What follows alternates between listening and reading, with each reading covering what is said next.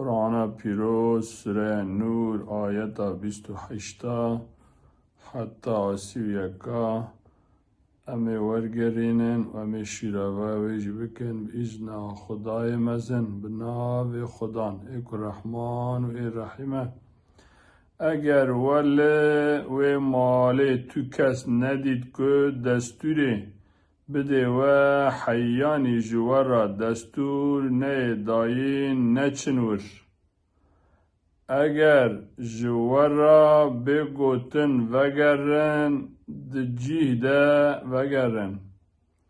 لورا او وگرن جبو و جرونشتنا لبر دری پاکترن خوده بیه که هون دکن دزانه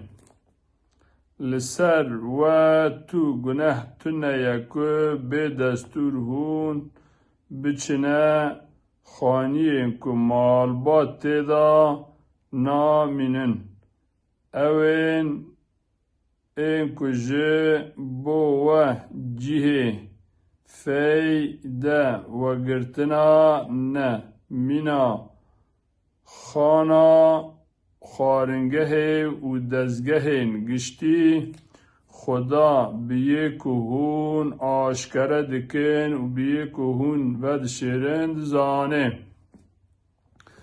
جزلامین باورمند را ببیجه بلا چاوی خواه حرامی بگره عورتین شرمگه ها خواه بپاریزین لورا او چاو گرتی و ناموس پاریز جبو وان چیتره بگمان خدا جیه که او دکن آگاه داره جنین باورمند را ببیجه بلا چاوی خواه نرینا حرام بگرن ایفت و شرمگه ها خواه بپاریزن جبشا که خویا دکه پیوی او نتیدایه بلا خمل و زینتا خواه در نخینن در بلا چاریکا خواه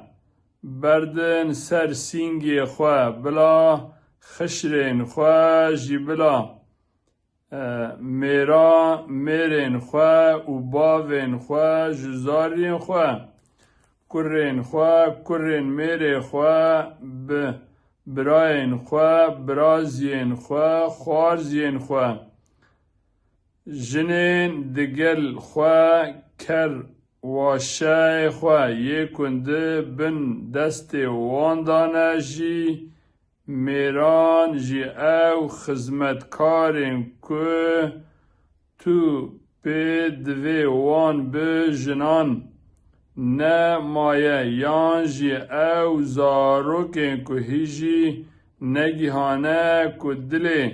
وان بچه دورین و شارتین جنان نشانین تو کسی دن ندن بلا به تپینیا لنگی خواه لعرده ندن که ادی خشری وانا این و شارتی به نزانین گل باورمندا تب بالا خدا دا توبه بکن دا که هون حمل دنیای حمجی لآخرت سرفراز بن جمعشی رو وی بکن او آیتا پیروز ریزو توریه که بهن پاکه او قایدا که پر گرینگه شاره زاریا هنی مروواتی دکی مرووک گاوا بچه مالا یکی دن پیشی دستور بخوازه پشتی که جیرا دستور هاتا داین سلاو اسلام لخلکه مال بکه و لگوری که هاتیه روایت کرن زلامک جه پیغمبر خدا را صلی علیه و سلم را گوتیه ما از دستورا چونا مال جی دیا خواه جی بخوازم گوتیه بله زلام گوت چه من پیوا جمن پیوا تو خدمتکاری وی تننه وی جما از چه گاوه از هر مال دیسا از دستور جی بخوازم پیغمبر گوت ما تو حزدکی که دیا خواه تعذیب ببینی گوت نا گوت نخوی جه